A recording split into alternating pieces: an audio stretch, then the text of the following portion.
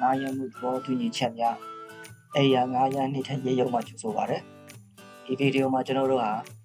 အိမ်ငါးချင်းဆိုင်ရာသဘောတူညီချက်များအားတော့ကြားလေ့လာသွားမှာဖြစ်ပါတယ်အိမ်ငါးချင်းဆိုင်ရာသဘောတူညီချက်ဆိုသည်မှာအိမ်ရှင်သည်ငါးရမ်းသူအားငါးရမ်းခလဲလှယ်ဖြစ်ငါးရမ်းပိုင်ခွင့်ပေးသည့်တရားဝင်စာချုပ်ဖြစ်သည်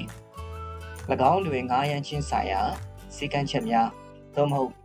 စီမင်းများပါဝင်ပြီးဒီသဘောတူညီချက်ကိုနှုတ်ဖြစ်စေစာဖြစ်စေနည်းလမ်းနှမျိုးဖြစ်လှုပ်ဆောင်နိုင်ပြီးရေးသားထားသောသဘောတူညီချက်တွင်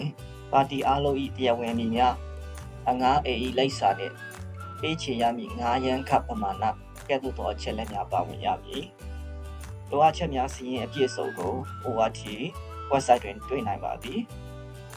ငါးရမ်းချင်းသဘောတူညီချက်သည်နှုတ်ဖြစ်ပြောပါကအိမ်ရှင်သည်သဘောတူညီချက်ရရှိပြီး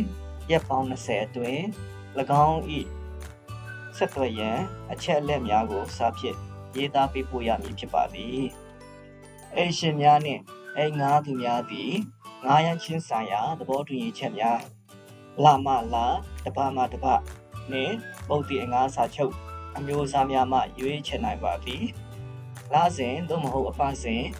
ငါးရမ်းမှုများကိုတင့်လျော်သောအသိပေးချက်ဖြင့်တရားဝင်ရဆန်းသည့်အထိဆက်လက်လှုပ်ဆောင်ပါသည်လစဉ်သဘောတူညီချက်များမှာတလကြိုတင်အသိပေးအကြောင်းကြားရန်လိုအပ်ပြီးပတ်စဉ်သဘောတူညီချက်များမှာမူတပတ်ကြိုတင်အသိပေးအကြောင်းကြားရန်လိုအပ်ပါသည်လစဉ်သဘောတူညီချက်ဖြစ်ပတ်စဉ်သဘောတူညီချက်ဖြစ်အိမ်ငါးများသည်ငါးရမ်းခပေးရန်မကုန်ဆုံးမီတရက်လိုတွင်အကြောင်းကြားစာပေးရမည်ဥပမာအားဖြင့်ဇွန်လပထမရက်တွင်ငါးရမ်းခကုန်ဆုံးမည်ဖြစ်ပြီးအိမ်ငါးတူသည်ဇွန်လကုန်တွင်ပြောင်းရွှေ့လိုပါကမေလ30ရက်နေ့နောက်ဆုံးထား၍အကြောင်းကြားပေးရမည်ဖြစ်သည်နောက်ဆုံးနေ့ဖြင့်သတ်မှတ်ထားသောအချိန်ကာလအလိုက်ငါးရမ်းချင်းဆိုသည်မှာအိမ်ပိုင်ရှင်နှင့်အိမ်ငါးတူမှငါးရမ်းမှုအတွက်သတ်မှတ်ထားသောအချိန်အတိုင်းတာတစ်ခုအပေါ်သဘောတူညီသည့်အခါဖြစ်ပါသည်ဤသဘောတူညီချက်များတွင်သတ်မှတ်ထားသောကုန်ဆုံးရက်စွဲတစ်ခုရှိသည်နှစ်ဖက်စလုံးမှပြီးဆုံးပြီးရက်ကိုစတင်သဘောတူထားသောကြောင့်ထွက်သွားရန်အကြောင်းကြားစာမလိုအပ်ပါသို့သောငါးရမ်းခမကုန်ဆုံးမီ2လအလိုတွင်အိမ်ရှင်သည်ငါးရမ်းချင်းသက်တမ်းတိုးရန်အိမ်ငါးအားခံလန်းချင်းသို့မဟုတ်ငါးရမ်းချင်းအားသက်တမ်းတိုးမီမဟုတ်ကြောင်းအိမ်ငါးအားကြောင်းကြားရမည်ဖြစ်ပါသည်သို့မှသာလျှင်အိမ်ငါးသည်ငါးရမ်းချင်းစာချုပ်အကုပ်တွင်ပြောင်းရန်လိုမလိုကိုသိလိမ့်မည်ဤတွင်မှတ်သားစရာတစ်ခုရှိသည်အိမ်ငါးရမ်းမှုသဘောတူညီချက်တိုင်းသည်စံသတ်မှတ်ချက်များဟုခေါ်သည်များကိုလိုက်နာရမည်ဖြစ်သည်ဤဒီမှာပြည်နယ်ရှိငါးရမ်းမှုတိုင်းနှင့်သက်ဆိုင်သည့်စီမင်းများစီရင်ဖြစ်သည်ဥပဒေအရစံသတ်မှတ်ချက်များရေးသားထားသောမိတ္တူကိုငါးရမ်းမှုသဘောတူညီချက်တိုင်းတွင်ထည့်သွင်းရပါမည်ဒါဆိုဒါကဘလို့အလုပ်လုပ်လဲဥပမာ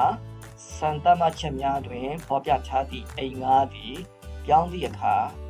အိမ်ခန်းကိုကြိုးချောင်းစီလျော်စွာသက်ရှင်းပြီးမပြတ်မစီရှိစေရပါမည်အခန်းငါးစာချုပ်တွင်အခန်းငါးသူများသည်၎င်းတို့မထွက်ခွာမီကော်စောများကိုဆိုင်ရာကျွမ်းကျင်သူများကိုယ်တိုင်သက်ဆင်ထားရမည်ဟုလိုအပ်တော်လဲအိမ်ငါးသည်၎င်းတို့ထွက်ခွာသည့်အခါကော်စောများမှာကြိုးချောင်းစီလျော်စွာသက်ရှင်းနေပါကဆိုင်ရာကျွမ်းကျင်သူများအားငါးပြီးသက်ရှင်းစေခြင်းလှုပ်ဆောင်ရန်မလိုအပ်ပါစံသတ်မှတ်ချက်များကအမြဲတမ်းအနိုင်ရသည်အိမ်ပိုင်ရှင်များနှင့်အိမ်ငါးသူများနှစ်ဦးစလုံးသည်ပျော်ရွှင်သောငါးရမ်းချင်းလုပ်ငန်းအသေးချာဖြစ်စေရန်စံသတ်မှတ်ချက်များနှင့်ကျွမ်းကျင်ရှိသင့်သည်